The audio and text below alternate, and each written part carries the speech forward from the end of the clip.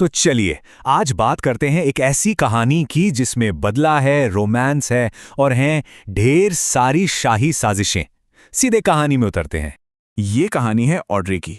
और जैसा कि वो खुद कहती है, उसकी जिंदगी की शुरुआत ही एक पनौती के टैग के साथ हुई थी। मतलब उसकी कहानी बिल्कुल जमीन से, एकदम जीरो से शुरू होती है। तो होता यह है कि उसके अपने ही परिवार यानी द मेयर्स ने उसे छोड़ दिया है। कोई उसे पूछता तक नहीं। लेकिन ऑड्रे के पास एक ऐसा राज है, एक ऐसी सीक्रेट पहचान है जो बहुत जल्द सब कुछ बदल कर रख देने वाली है। तो देखिए, दुनिया की नज़र में वो क्या है? एक बेकार पनौती लड़की। लेकिन सच क्या है? सच ये है कि वो एक महान, एक लेजेंडरी दिव्य चिकित्सक है। और यही जो फर्क है ना, उसकी असलियत और दुनिया की सोच के बीच, यही उसकी सबसे बड़ी ताकत भी है और उसके अकेलेपन की वजह भी। अब उसका परिवार एक साजिश रचता है। जबरदस्ती शादी कराने के लिए उसे नशीली दवा दे देते हैं।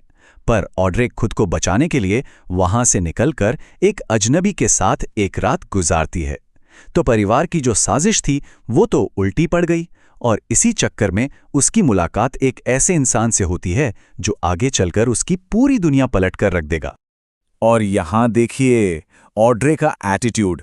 वो उस अजनबी को ये कहकर पैसे थमा देती है, मतलब जिस सिचुएशन पर उसका कोई कंट्रोल नहीं था, उससे वो एक तरह से कंट्रोल करने की कोशिश कर रही है। वो उस रात को एक सस्ते से सौदे जैसा दिखाना चाहती है ताकि वो कमजोर ना लगे। फिर कहानी में एक और मोड़ आता है। जिन गांव वालों ने इसे पाला पोसा था वो मुसीबत में है और उन्हें बचाने के लिए ऑड्रे अपनी बहन की जगह उस राजकुमार से शादी के लिए तैयार हो जाती है, जिसके बारे में अफवाहें हैं कि वो बदसूरत और नपुंसक है। पर ऑड्रे के लिए ये कोई मजबूरी नहीं है। वो इसे एक जाल की तरह नहीं बल्कि एक मौके की तरह देखती है। एक ऐसा मौका जिससे उसे पावर मिलेगी और वो अपना बदला ले पाएगी। तो ठीक है, शादी तय हो जाती है। अब देखते हैं कि शादी वाले दिन क्या होता है, क्योंकि यहीं पर ऑड्रे को अपनी जिंदगी का सबसे बड़ा, सबसे शॉकिंग सरप्राइज मिलने वाला है। तो सवाल यही है कि उस नकाब के पीछे आखिर कौन है? सबने राजकुमार जेसन के बारे में इतनी डरावनी बातें सुन रखी हैं कि वो किसी राक्षस जैसा है। तो जाहिर है शादी का माहौल एकदम टेंशन से भरा हुआ है। और फिर निकाब उतरता है और वो कोई और नहीं बल्कि वही अजनबी है। बिल्कुल, ये किसी फिल्मी कहानी जैसा ही है ना? जिस इंसान के साथ उसने एक रात गुजारी थी वही उसका वो भयानक पति निकला। अब इस खुलासे के बाद तो पूरा गेम ही बदल जाता है। जो एक जबरदस्ती की शादी थी वो अब एक बिजनेस नेगोशिएशन, एक डील में बदलने वाली है। क्योंकि राजकुमार जेसन का भी एक बहुत बड़ा राज है। उसे सालों से एक जानलेवा जहर ने जकड़ रखा है। एक ऐसा जहर जिसका कोई इलाज नहीं सिवाय एक के, और वो है वो महान दिव्य चिकित्सक।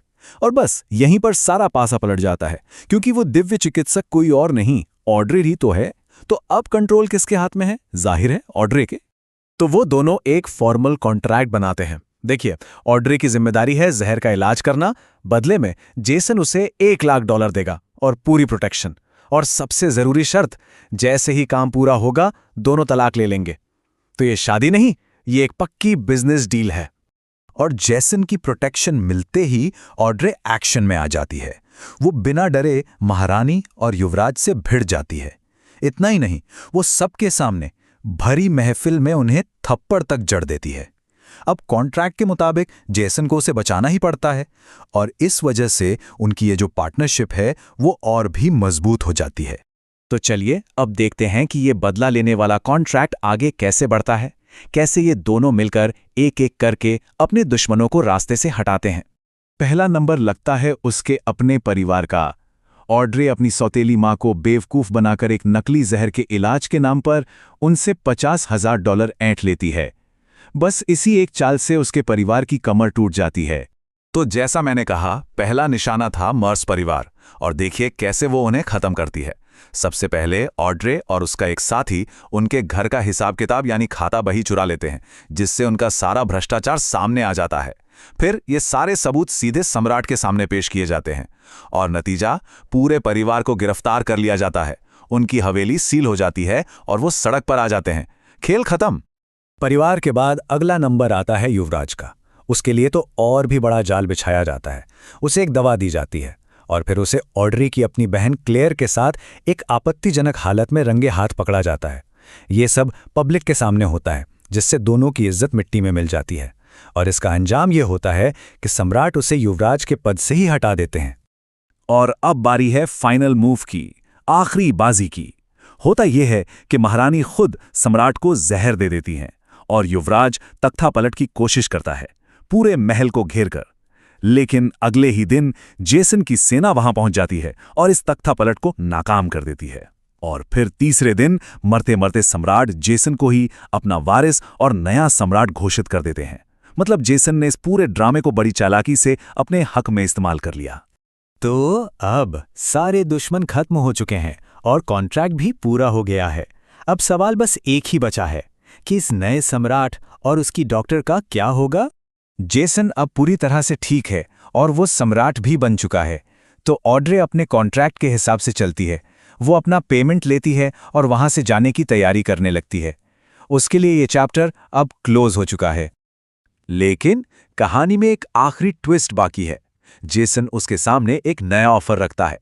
एक तरफ है पुराना कॉन्ट्रैक्ट, पैसे और आज़ादी, और दूसरी तरफ है सम्राट का नया प्रस्ताव, उसकी इकलौती महारानी बनना, और साथ में ये वादा कि वो शाही हरम को हमेशा के लिए खत्म कर देगा। अब ऑड्री को इन दोनों में से एक को चुनना है। एक तरफ वो डील जो उसने की थी, और दूसरी तरफ एक ऐसा भविष्य जिसके बारे में उसने कभी सोचा भी नहीं था।